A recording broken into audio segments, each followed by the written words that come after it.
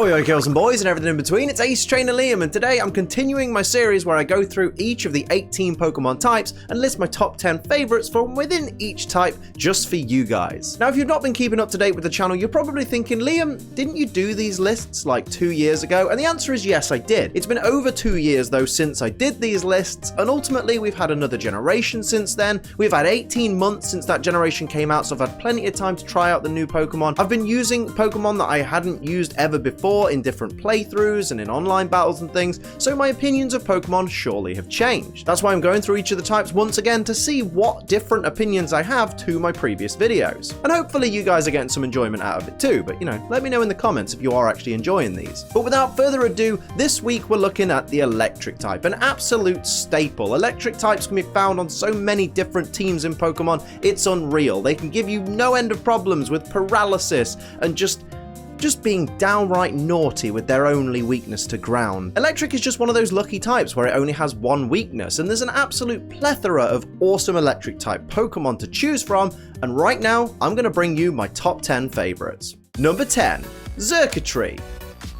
We're starting off with an Ultra Beast, which is one of my favourite of all of the Ultra Beasts in the form of Circuitry. It does exactly what it says on the tin. It's a collection of wires and electric connections that looks like a tree. Circuitry. It just makes complete sense. And it's a really cool Ultra Beast. When I first saw it, I was really fascinated with the design of it. It is a really cool Pokemon. The downside that I have with it, and the one hang up that makes me not really connect with Circuitry, is the fact that it doesn't have a face. I find Pokemon that don't have faces a little bit difficult to connect with. There doesn't seem to be as much personality behind it, but if you've ever seen this thing run, and if you haven't, go and Google the running animation because it's amazing. This thing has bags of character. It is a funny Pokemon. It's just unique and interesting to me, and I can't express enough just how great it turned out to be in the end. Number 9, Lantern. So we go from a faceless Pokemon that I find it difficult to connect with to a happy, adorable little anglerfish looking Pokemon in the form of Lantern. Super, super adorable Pokemon. It's got a great design. It's a big fat chubby fish with his little luminescent beads. I don't know what the correct word is. Someone in the comments let me know what the thing is. I think it's a lure, like L-U-R-E, lure. I think it's a lure because it lures in the prey and then the anglerfish eats them. But normally anglerfish look a lot more menacing than Lantern, whereas Lantern's just got this really cute, derpy little face. I love the fact that it's got a great HP stat and you're able to make it quite a bulky Pokemon, especially if you employ stockpile strategies or things like that. I appreciate its unique typing in that it's water and electric, which is a really, really cool type combination. Certainly I think so. And I really like that with its abilities, if you're facing a Lantern in competitive battle against an actual player, you never really know. Is it going to have Water Absorb? Is it going to have Volt Absorb? What am I going to do against this thing? Although granted, go for a ground type move or a grass type move and you can't really go wrong. That really scuppers my point. Cheers, Lantern. Number 8, Electrode. I honestly think Electrode is really underrated. I don't hear enough people talk about how cool Electrode is. Not only is it one of the fastest Pokemon, it's absolutely menacingly fast. It's just got so much character and personality to it. For saying it is so simple, it's literally a ball. One half of it is white, one half of it is red, and it has a face. It couldn't be any simpler as a Pokemon. It's a somewhat unimaginative Pokemon design when you really think about it. Just a pure electric type ball that sometimes people mistake for Pokeballs, which I've never understood, by the way. I've never understood how people in the Pokemon world can mistake Electrode for a Pokeball. Electrode is 3 feet 11 inches tall. That's at least up to my waist, right? Or if not higher. How do you see a Pokemon of that size and go, oh, that looks like that thing that fits in the palm of my hand that I throw at the Pokemon to catch them? Nobody is realistically mistaking Electrode for a Pokeball unless they're stood about 500 meters away and they're like, oh, it's a Pokeball, but I can't reach it. Isn't that weird? Just doesn't make sense to me. But it does have bags of character. It's got that quirky face. It's just got that big, I want to say shit-eating grin because it's a really smug-looking Pokemon. It's great. I can't fault Electrode. I really, really like it, and I wish it got more love from the Pokemon community as a whole. Number 7, Zeb Striker. This thing looks like it was sent down from the gods. This looks like the kind of freaking horse that Odin would ride. And yes, I know it's based on a zebra, hence Zeb Striker, but zebras are technically horses when you really think about it. They just haven't taken the pajamas off. But in terms of it as an actual Pokemon, it's fantastic. It looks sleek, it looks beautiful. It has a decent shiny, although it's not a great deal of change from regular to shiny, but it's still a decent shiny nonetheless. But also it's a fast Pokemon with a decent attack stat, and it also has the option of 3 great abilities. It can have Lightning Rod, so you can protect your entire team against electric type attacks. Not really interested in the fact that it boosts special attack, because who uses a special Zeb Striker? But it can also have Motor Drive, so if it gets hit with an electric type move, because you switch into an electric type move, maybe something like that, it increases the already decent speed of Zeb Striker. Or it can have Sap Sipper, so you can raise its attack stat if it's hit with a grass type move. There are so many options with Zeb Striker, and that's just really, really awesome. And it's just one of the great things about Generation 5 is we got great Pokemon like Zeb Striker. Number 6, Heliolisk. I'm not going to keep you too long on Heliolisk, because mainly it's in the list just because it's such a charming Pokemon. It has such charm to it. I really, really like that they incorporated the kind of frill that a lot of lizards have into the Pokemon's design. I really like it shiny. I know a lot of people don't, but I like the kind of red that its shiny gets. And whereas it doesn't have great stats, it doesn't really get access to great abilities when you really think about it. It's got a decent move pool. It gets things like Surf for some reason, but it deserves a place in this list just for being such a charming little thing. It's just, I don't know, it's one of those where aesthetically I just really, really appreciate everything that went into that Pokemon, whereas in actual competitive battle, it's not so great. Number 5, Luxray.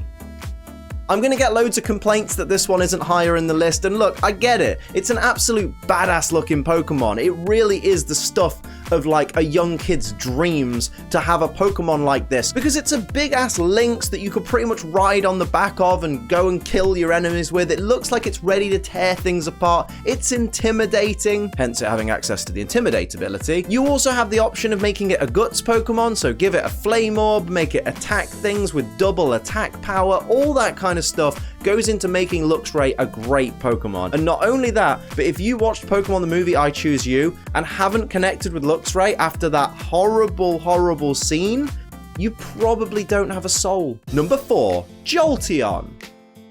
And here we are faced with one of the greatest evolutions there ever is. Whoever says the original is best, when they were thinking of that, they were thinking of Jolteon. One of the original evolutions, and certainly still 8 evolutions in, it's still one of the best. It's still one of the top dogs, if you like. It's fast, it's got great special attack, so it can take out opponents before opponents can even land a hit. However, it obviously falls short because its physical defense and its HP is pretty lackluster, which means it can be knocked out pretty easily if you don't get the job done quick enough. Maybe lead with a cheeky Thunder Wave, try and prevent attacks from happening if you can. But it's got a great design. Like, you look at it and you know it's an electric type, mainly because of the color scheme and mainly because its fur is like jagged like lightning, but I really like that. One of the things I love about the evolutions is that they do incorporate their type into the design of the Pokemon, so you can look at it and you can instantly identify what type the Pokemon is. It's really, really cool. And Jolteon just looks like an absolute boss. It's just a great Pokemon to have. If ever I build an electric type team again in the future, I feel like Jolteon's certainly got a firm place in that team. Plus, Let's Go Eevee's coming out soon, and like,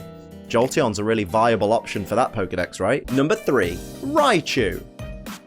Now, some of you would argue this isn't the case, but I still, in 2018, don't feel like Raichu gets enough love. Yes, it was given an Alolan form, which was cute enough, although I still prefer the original version, personally, just saying. And sure, its Alolan form got a Z move, and we are seeing more attention on Raichu, and people are using it more, but I still feel like it deserves so much more praise than it gets. I'm one of the people who still thinks that Pikachu in the anime should be a Raichu by now, and shouldn't have gone through that whole arc of, oh, but if it evolves, it changes its personality. Screw that. Give it the same personality, but make it a Raichu. It would have been so much better. Okay, it wouldn't have been able to sit on Ash's shoulder as much, but hell, I don't know, have them walk down the street and hold hands. I don't care. Just give him a Raichu. Give Ash a Raichu, because Raichu is adorable.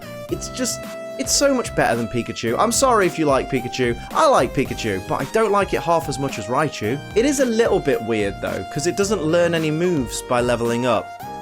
I find that very strange. Number 2, Ampharos. Shout out to one of my best friends in the entire world, Isla McTia, whose favourite Pokemon is Ampharos. Go subscribe to her if you haven't already, because she's freaking fantastic at what she does. But on to the main topic, which is Ampharos. What an amazing derpy Pokemon. I've fallen in love with Ampharos over the years, especially because of its involvement in Pokemon Super Mystery Dungeon. Like, the Ampharos is such an integral part of that story, and I really had so much fun getting to know that character, and it did make me appreciate Ampharos that much more. I mean, I didn't know Ampharos existed until like 2013 when I started to get back into Pokemon. In fact, if you go far enough back in my Instagram, you can even pinpoint the day that I found out Ampharos existed, because my Flaffy evolved while I was in hospital playing Pokemon Diamond, and I was like, wait, this thing evolves further?